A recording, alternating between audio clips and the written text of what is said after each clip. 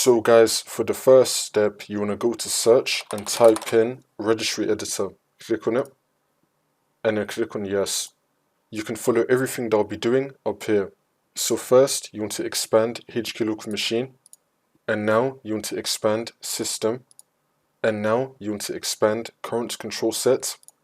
Now you want to expand services, and now you want to click on spooler.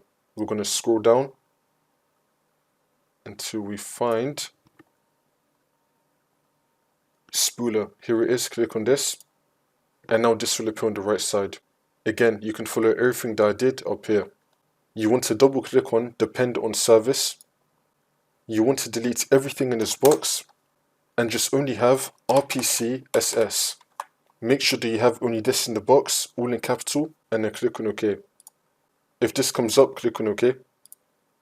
Once that's been done, for the next step, you want to go to search and type in services. Click on it.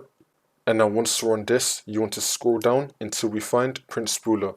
Scroll down until we find Print Spooler. Double click on it.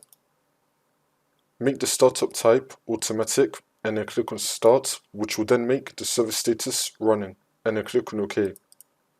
Now you want to click on restart. You want to restart the Print Spooler service.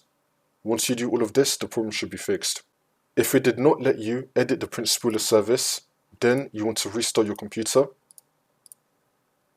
Come back into Windows, and then you want to set Print Spooler to automatic and running, and then it should be working for you.